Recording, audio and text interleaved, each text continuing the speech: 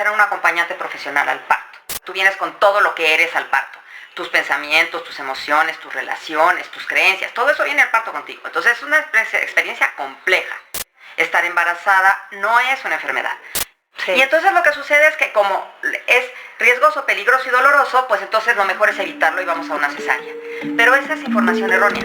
Lo pienso a veces, la barriga como crece, que extraño 9 meses, de repente apareces, una nueva etapa de Superman sin capa, de la que no te escapa, sin dirección, sin mapa, todo es secundario, él es la prioridad, bienvenidos todos a la maternidad, aquí se habla con flow, pero con prioridad.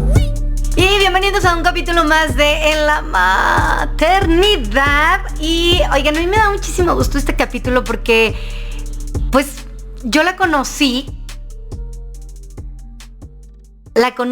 pues porque llegué a esta etapa que es la maternidad, que bueno, de eso se trata. Me embarazo, llegamos al embarazo, yo no sabía nada, lo único que tenía claro en mi vida era que quería que lo que fuese que fuera a tener naciera en el agua. Eso era lo único que yo tenía fijo, y porque alguna vez lo vi en la tele, lo vi en algún lugar y dije, eso quiero. Yo quiero, eso quiero, se ve muy bien. No me gusta, soy un poco el asunto de la medicina, no había escuchado algunas cosas de que la raquia te duele después muchísimo, pero bueno, oigan, quiero parto en el agua. Tienes que tomar un curso psicoprofiláctico, ¿qué? Y entonces, no una, no dos, como 3 o 4, las güeras, famosísimas las güeras de psicoprofilaxis montaña. Así. Y son 2, pero bueno, para poder tener más plática, hoy reservamos a Mariana. Mariana, eres abogada de profesión. Así es. Bienvenida. Mariana Laguarda. Mariana Laguarda Ruiz. Sí, yo estudié Derecho en la UNAM, pero nunca ejercí. A raíz de que tuve a mis bebés, o sea, finalmente como eso te marca en la vida, ¿no? Para diferentes realidades y razones. El caso es que yo tuve a José Carlos y como yo nací por parto psicoprofiláctico, esta palabra rara que quiere decir control mental del estrés, pues yo busqué también que José Carlos y Lourdes nacieran por parto psicoprofiláctico y conseguí un maravilloso doctor que era el hijo del doctor que atendió a mi madre, ¿no? Cuando yo nací. Y una maravillosa educadora perinatal que después fue mi dula, me acompañó a mis 2 partos, que se llama Elena Carrillo, a la que le debo muchísimo. Luego fue mi asesora para certificarme como educadora perinatal. Y así es como llego a nunca ejercer el derecho y dedicarme, ¿no? A ser eso, educadora perinatal y dula. Ya sabemos entonces qué significa la palabra psicoprofilaxis, porque aparte creo que es lo que menos tenemos, un control mental cuando está... Bueno, ya desde el momento en que sabes que estás embarazada, ya todo se sale de control. Yo vomité a las 2 horas de saber que positivo. Claro, es eso, el estrés. O sea, tú nos comentabas, ¿no? Hace un momento que nos saludábamos, que bueno, tú no tenías miedo en tu parto. Podías haber tenido cierto grado de dolor, podía haber sido largo, podrías estar muy cansada, pero no tenías miedo. Eso, poder controlar el miedo y el estrés es lo que te permite tener un lindo parto. Porque el parto es una experiencia que definitivamente es intensa, tiene un grado de dolor que conlleva, ¿no? Pues muchas horas y todas tus vivencias. O sea, tú vienes con todo lo que eres al parto, tus pensamientos, tus emociones, tus relaciones, tus creencias, todo eso viene al parto contigo. Entonces es una experiencia compleja. Pero si tú puedes controlar el estrés, si tú logras controlar el miedo, puedes tener una muy bonita experiencia de parto. El mío fue muy divertido. Yo siempre les digo que yo tuve un parto muy divertido. O sea, al final de todo el dolor, siempre me quedo con esa parte de diversión. Pero a ver, ¿quiénes son ustedes y por qué pueden dar este curso? Y pues bueno, ¿cómo llegas a ser una dula? ¿Qué es la palabra? ¿Qué significa una dula? Bueno, al menos las güeras ejercemos mucho 2 trabajos. Uno es ser educadoras perinatales. Las educadoras perinatales lo que cubrimos es antes, ¿no? Un poquito antes del embarazo, todo el embarazo de la mamá y los primeros meses de crianza. Entonces nosotros sabemos mucho acerca de esos temas y entonces eso nos permite que de alguna manera las acompañemos en el proceso del embarazo. Hay algunos lugares que te certifican. Por ejemplo, la Mass International es quien más te certifica en el mundo, ¿no? Hay universidades en México que te certifican. Y ahora ya está el estándar de competencia para certificarte como educadora perinatal.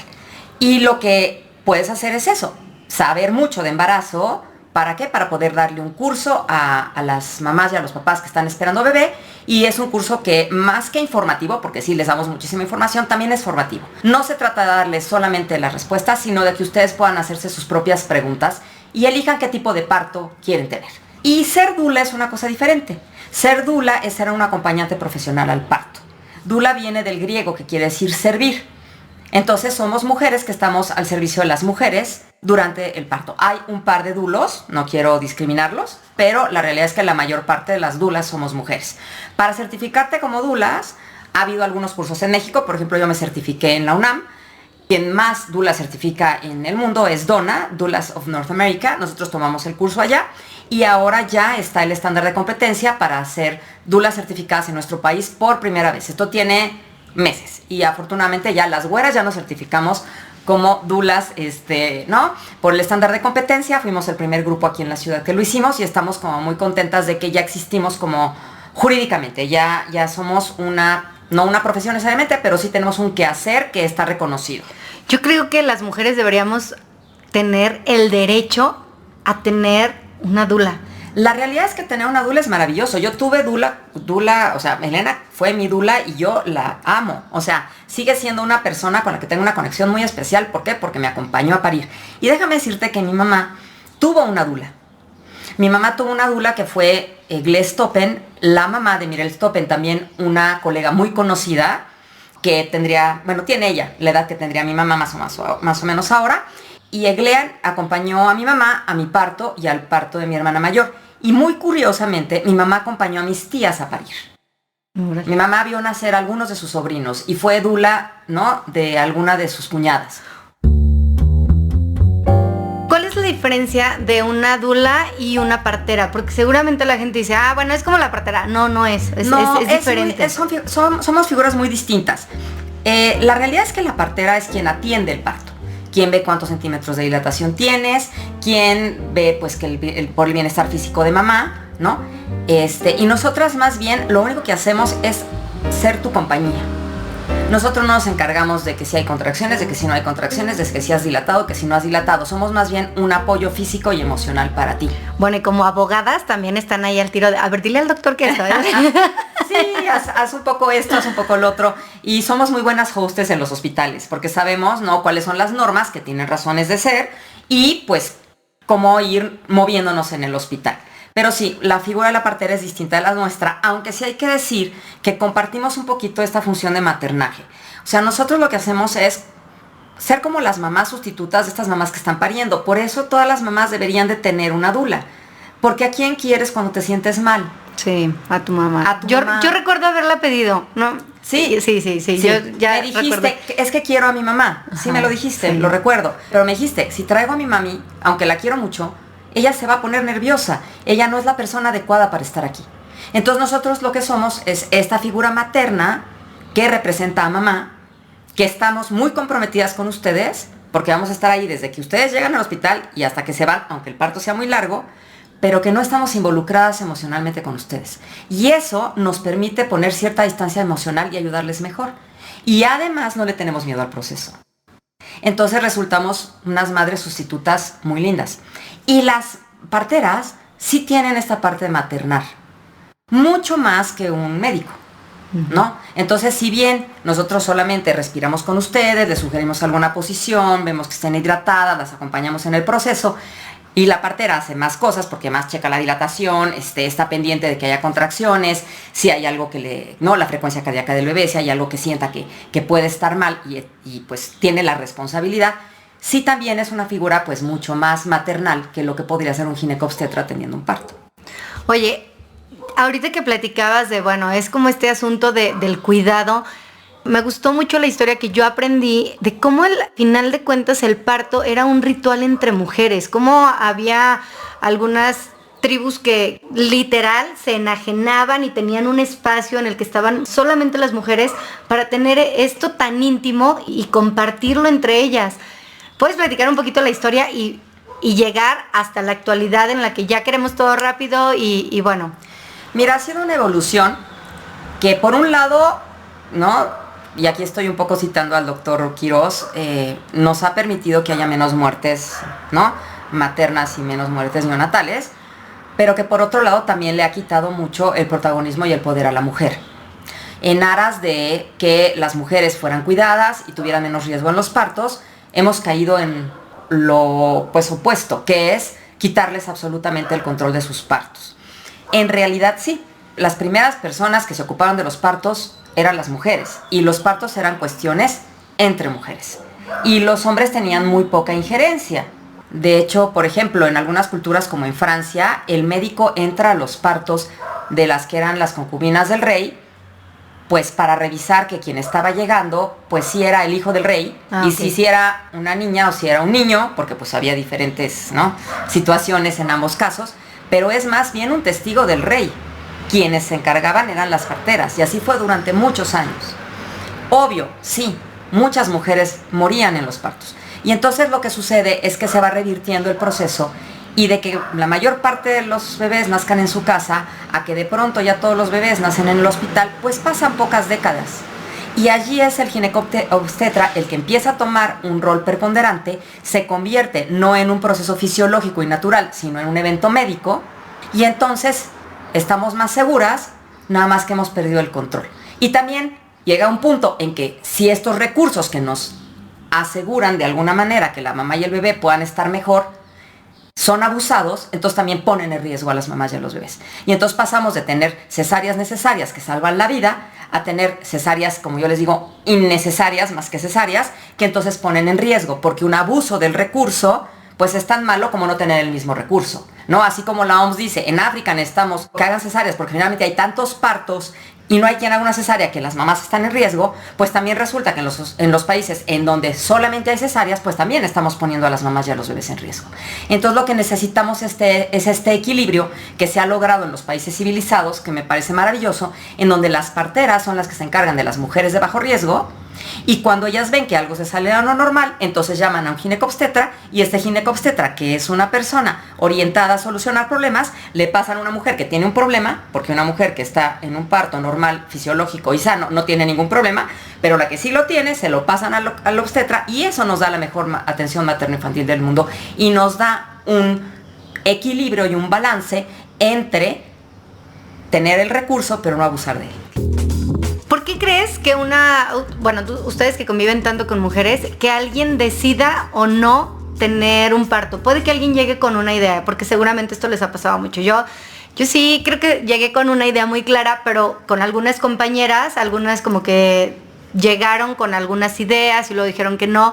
En pláticas sí han dicho, es que yo soy controladora, entonces necesito tener todo bajo orden, inclusive saber a qué hora ya iba a tener a mi bebé conmigo. Y bueno, al final hasta embarazarte puedes, o sea, tú lo puedes estar planeando, pero puede o no pegar en el momento en que quieras, ¿no? ¿Por qué sí aferrarse a eso? ¿Que las mujeres cambian de opinión? ¿Por qué? ¿O cuál es? Mira, la realidad es que la información acerca del parto pareciera que está allí, pero la información que hay y lo que además hay como en el ambiente no es muy pro parto. El chiste es que encuentres un buen curso que esté basado en la evidencia, que es como nosotros trabajamos, o sea, que sabemos que es más seguro para la mamá y el bebé, porque ahora tenemos suficiente metodología y hay suficiente estadística a nivel de la OMS, del Colegio Norteamericano, el Colegio Inglés de Ginecología y Obstetricia, para saber qué es lo que es más seguro. Entonces tienes que buscar un curso en donde haya información basada en la evidencia, pero también que esté orientado a la salud. O sea, lo primero que tenemos que quitarnos de la cabeza es que el parto es tremendamente peligroso, terriblemente riesgoso y espantosamente doloroso. Porque eso es lo que está ahí. Sí. Y entonces lo que sucede es que como es riesgoso, peligroso y doloroso, pues entonces lo mejor es evitarlo y vamos a una cesárea. Pero esa es información errónea. Porque aparte vemos en la tele que sí, que la fuente se tira y haces toda una alberca. Simplemente, ¿qué heroína de telenovela conoces que no se haya complicado en el parto y que no haya salido y le haya dicho el doctor, la madre o el niño, que es una frase absolutamente anacrónica, estaba muy bien para la Edad Media, ahorita ya no es así, ¿no? Entonces, esto que está en el ambiente no ayuda. Entonces, ¿qué necesitamos? Necesitamos información real, objetiva, basada en la evidencia, pero también necesitamos que esté orientada a la salud. No es una enfermedad. Estar embarazada no es una enfermedad. Tener un parto... No te alivias. Claro, no te alivias. Tener un parto no es un proceso que tenga que ser medicalizado. La mayor parte de las mujeres, si empiezan el trabajo de parto, siguen el trabajo de parto, darán a luz. No sé si has visto el programa No sabía que estaba embarazada. Uh-huh. La mayor parte de esas mujeres dan a luz porque para cuando llegan al hospital ya traen al bebé entre las piernas. ¿Qué es lo que sucede?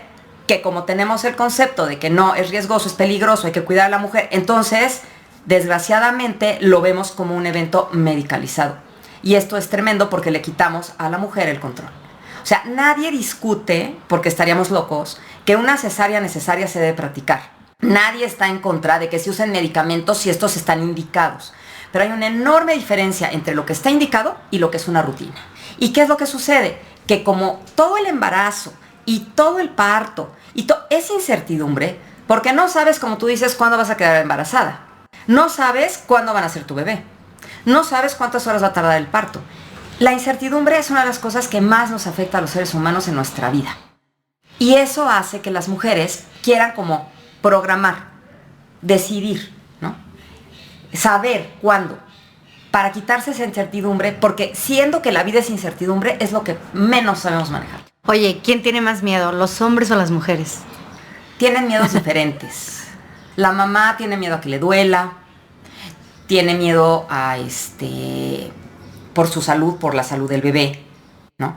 Papá tiene miedo de entregarme las cuentas, de ser el que tiene que dar esta buena noticia de que todo está bien, ¿no? Y que algo no esté bien, porque pues de alguna manera él sería el responsable, aunque no es así, pero así se lee desde el punto de vista de género.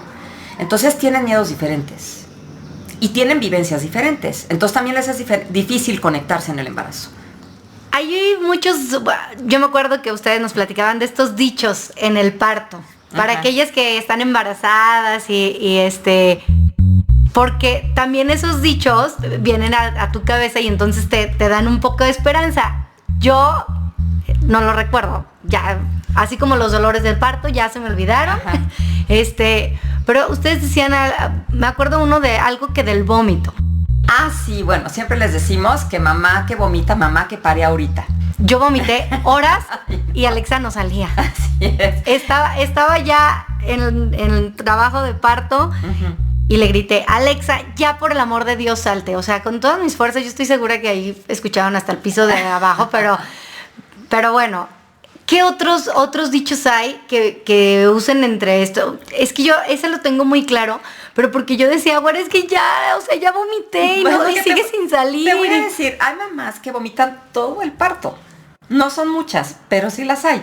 No, yo por ejemplo vomité al principio del trabajo de parto, más que al final. Pero la mayor parte de las mamás, en efecto, el vómito está asociado a que la cabeza apoya el cuello y eso genera un reflejo vagal que genera náusea. Entonces normalmente la náusea y el vómito están asociados a que el cuello va dilatando y la cabeza está bien apoyada. Entonces decimos eso, ¿no?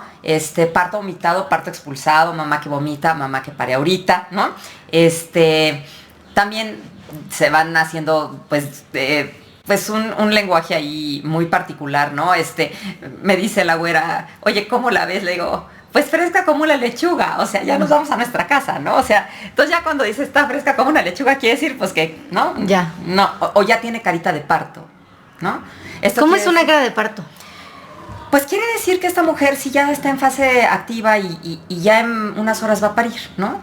Y es una cara, pues, que tienen normalmente las mujeres cuando tienen 5 o 6 centímetros de dilatación. Ya tiene carita de parto, ya vemos que esta mujer ya se va a quedar aquí. Oye, para las que pues están en este proceso de si le entran o no le entran, al final este podcast decidió nacer porque hay muchas cosas que suceden durante este proceso y nadie te platica. Nadie. ¿Hay algo que en todos los cursos te pregunten?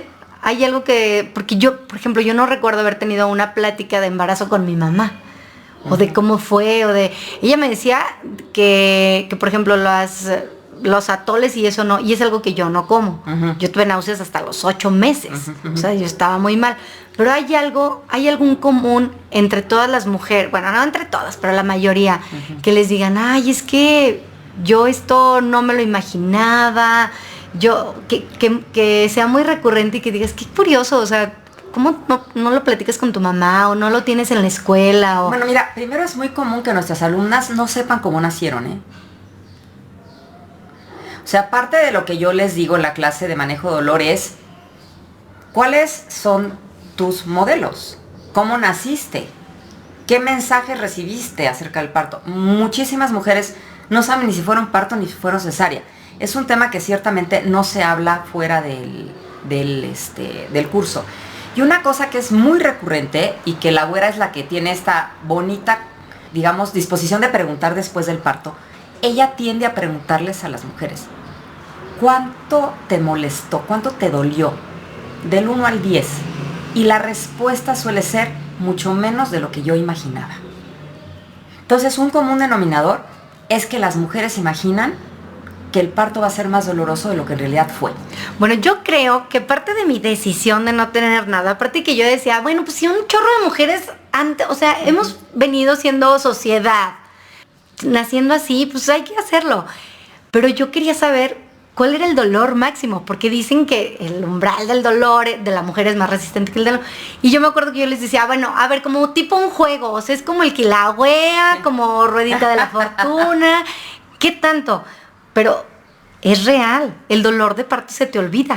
Claro. Yo no lo recuerdo. Si no se te olvidara, no tendrías otros hijos. De hecho, te voy a comentar, yo en mi segundo parto, normalmente el segundo parto es el más rápido y el más fácil, pero Lulú siempre ha sido una persona especial. Entonces ella, claro que me costó más trabajo que su hermano. No en la crianza, pero sí para parirla. Y Lulú, pues no empezábamos realmente trabajo de parto. Andábamos allá atorados en 3 centímetros con contracciones y total, pasaron días, me pusieron oxitocina. Lo que pasaba es que traía una mano metidita. Entonces, pues sí, ahí necesitábamos ayuda. Para eso está muy bien, ¿no? Que se pueda usar medicamento y que... Entonces, porque de hecho nació con signos de postérmino, o sea, ella ya tenía que nacer. Y entonces, me acuerdo mucho que esta Lulú, pues, me hizo la vida más difícil que su hermano. Yo estaba esperando como un parto más corto. Y llegó un momento en que cuando en realidad me rompieron la fuente para que ella bajara, en ese momento dije, ya me acordé cómo es el dolor de parto. O sea, ahorita me acabo de acordar cómo sentía las contracciones con José Carlos. Claro, fue muy rápido, porque ya que Lulú decidió que sí nacía, como buen Capricornio que es, ¿no?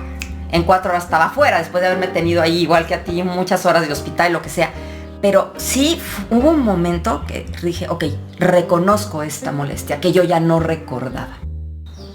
Es que sí, de verdad, se olvida. Es raro porque cuando te lo dicen dices, ay, ajá, no, eso no va a suceder. ¿No, sí? Pero sí, de verdad pasa.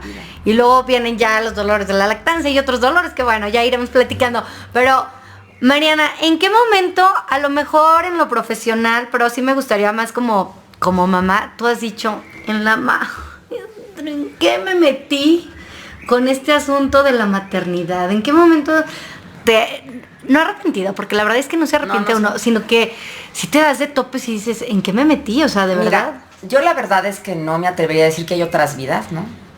Ni que no las hay.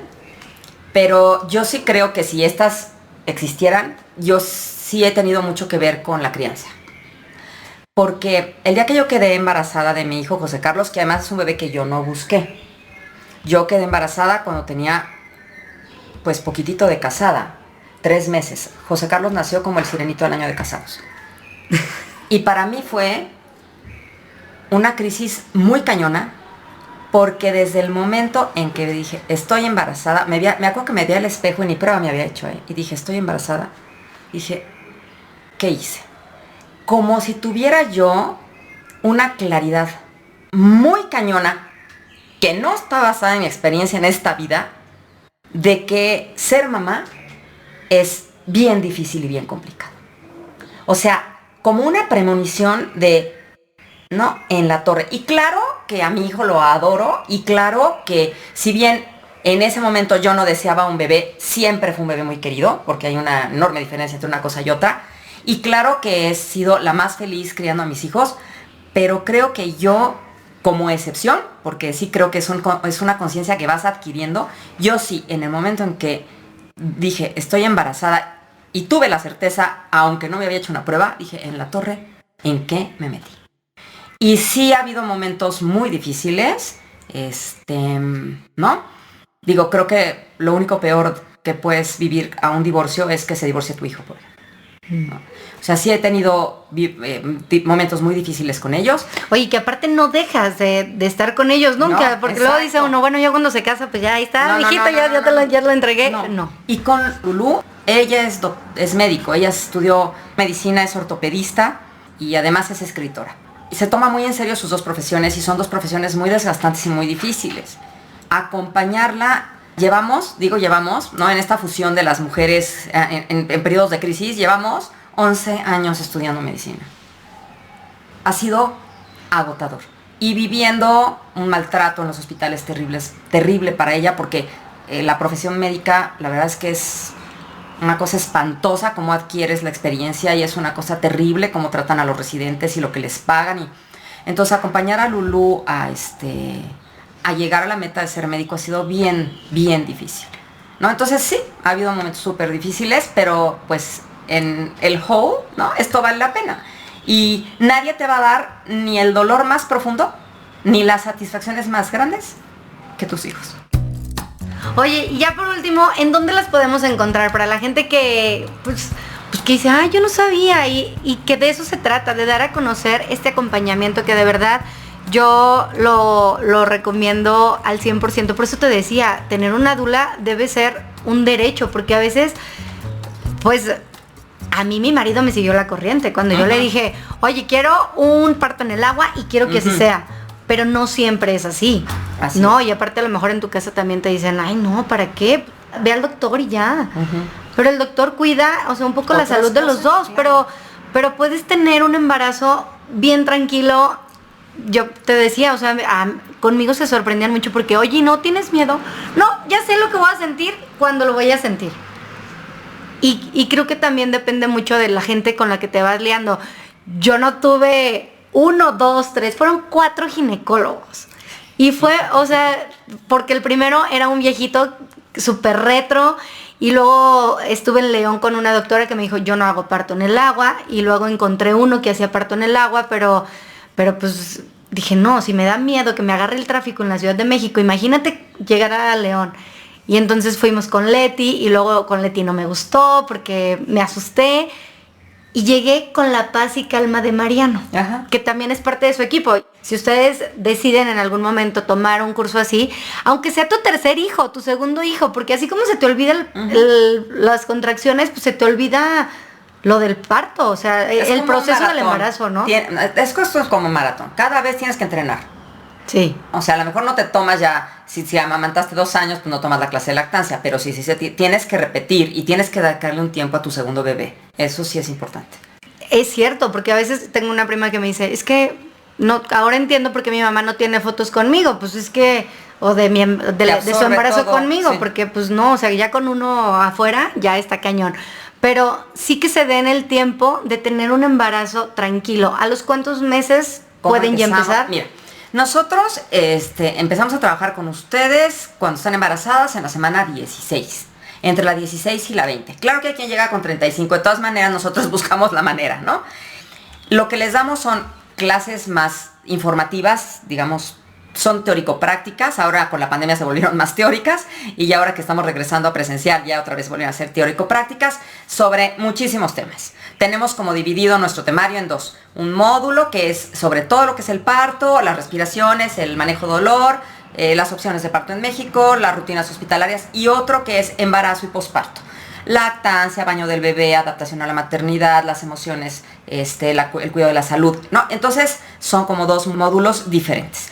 Ustedes van a tomar esas clases y además van a tomar yoga para hacer ejercicio y van a tomar relajaciones para que tengan una respuesta de relajación automática e inmediata en el momento en que tengan una contracción. Y para eso hay que practicar. Entonces, lo que les damos es eso, ¿no? Como esta parte más teórico-práctica, las relajaciones y el yoga. Eso es lo que les damos en el curso. Pueden empezar desde la semana 16, hay quien pues llega más tarde. Estamos en línea porque ya hay gente que ya no quiere moverse de su casa. Tenemos ahora 2 grupos en línea, uno los miércoles por la noche y otro los sábados en la mañana, y tenemos 2 grupos presenciales. Uno los martes y otro los jueves en la tarde-noche. Como tratando de, ¿no?, abarcar a todo el mundo. Les damos apuntes, les damos una sesión de dudas a la semana, ¿no? Y estamos súper pendientes de ustedes, o sea, somos súper como mamás, gallinas que estamos ahí pendientes de cómo están. Nos pueden encontrar en nuestras redes sociales, estamos en Facebook como Psicoprofilaxis Montaña, estamos en Instagram, la verdad es que tenemos una cuenta de Instagram bastante activa, ahí la web es la que más se aplica. Nos pueden encontrar en nuestra página, a través de nuestra página, yo contesto los mails personalmente, que es www.psicoprofilaxis.org. Así es que bueno, la verdad es que si buscan Psicoprofilaxis Montaña seguro nos encuentran, no es difícil. Oigan, y lo padre de esto es que lo vives en pareja, porque aparte también de repente podrían decir, no, es que ella está embarazada, no. O sea, fue un proceso de 2 y al parto, no sé cómo está ahorita el asunto, pero pues también se trata de incluirlo. Siguen entrando a los partos, claro que han tenido que hacer de todo, PCRs, pruebas de antígenos, ¿no? Pero sí, pueden entrar con su pareja siempre que cumplan los protocolos COVID que dependen de cada hospital, porque no hay una uniformidad en esto. Y bueno, pues nosotros estamos ahí para ustedes. Creo que es bien importante, como tú dices, tener información. Si quieren información acerca del embarazo, el parto, lo que realmente sucede en nuestro país, que es una vergüenza porque tenemos un porcentaje altísimo de cesáreas que desgraciadamente pone en riesgo a las mamás y a los bebés de manera terrible. Si quieren saber qué es lo que está sucediendo, si quieren saber en qué hospital sucede qué, si quieren saber qué médico puede atenderles un parto humanizado, bueno, esa información está allí y está justamente en los cursos de psicoprofilaxis. Mariana, pues muchísimas gracias. Luego nos falta tiempo, pero bueno, ya llegó la dula, ya nos informamos y ya sabemos un poquito más. Si tienen dudas, ya saben, a través de las redes sociales en la ma_ternidad y pues lo que quieran saber, más adelante seguramente podremos resolver las dudas y también síganlas a través de sus redes sociales. Yo soy Diana Fonseca, que tengan una excelente día, tarde, mañana, noche, lo que sea. Y te recuerdo como siempre que los sueños son estrellas que podemos alcanzar. ¡Adiós! Las opiniones expresadas por los especialistas e invitados en este podcast son su responsabilidad y no reflejan la postura de En la Maternidad. Recuerden que cada embarazo es único y si algo de lo que platicamos hoy te genera duda, acude con un especialista de tu confianza. Nos escuchamos en el siguiente episodio.